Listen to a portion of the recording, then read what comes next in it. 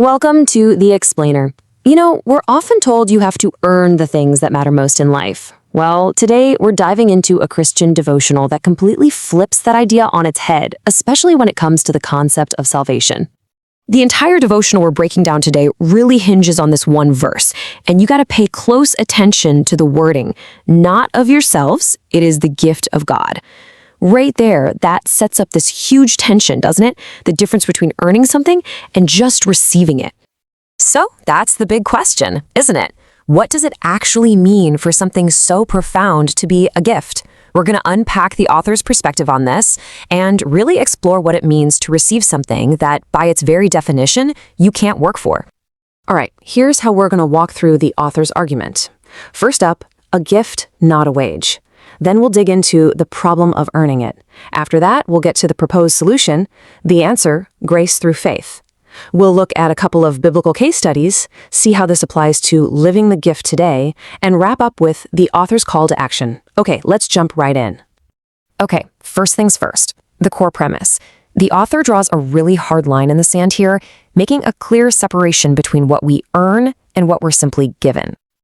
So the main point of the devotional is this: salvation is not a paycheck you get for a job well done.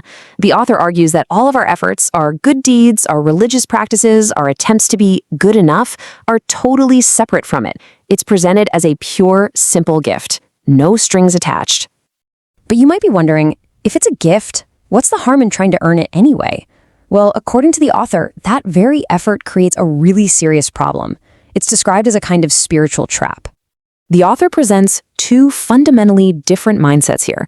On one side, you have the path of self-effort. You can almost picture it as a hamster wheel of works, merit, and rituals, all aimed at earning approval.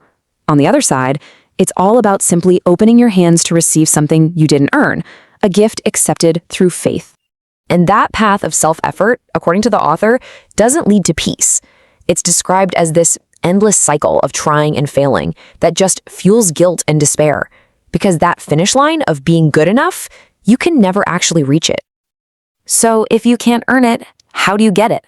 This is where the devotional brings in two absolutely key terms: grace and faith. The author explains grace as the engine behind the gift. It's defined as God's favor, but the key word is unmerited. It's not a bonus you get for good performance. It's more like an unexpected inheritance you did absolutely nothing to earn. This is the what of the gift. And if grace is the what, then faith is the how. The devotional presents faith not as another work, but as the simple act of trusting and believing. This act, the author argues, is what liberates a person from that cycle of guilt and despair we were just talking about. Now, this can all feel a bit abstract. I get it.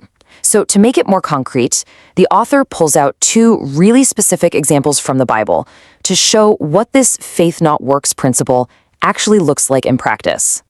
The first case study is Abraham from the Old Testament. The author points out that he was considered righteous because he believed God's promises long before he had performed all the works he would later become known for. His good standing came from his faith first. And this second example makes the point even more starkly. The thief crucified next to Jesus.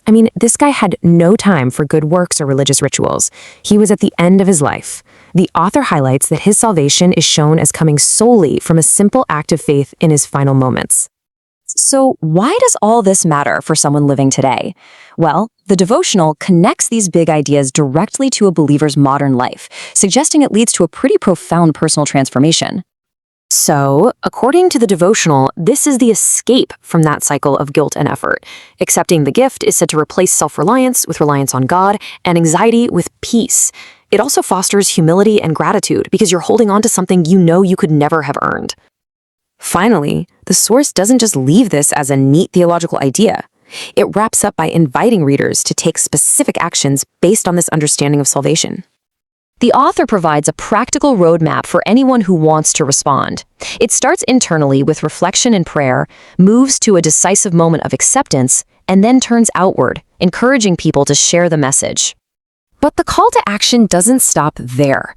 The devotional invites readers to become part of something much bigger, a global ministry with a stated and pretty ambitious goal of reaching 500 million people with this message. To make it practical, the author lays out 3 distinct ways to get involved. You can support the work through prayer as a prayer partner. You can serve in the field as a volunteer missionary, or you can provide financial backing as a kingdom investor. And that brings us to our final question.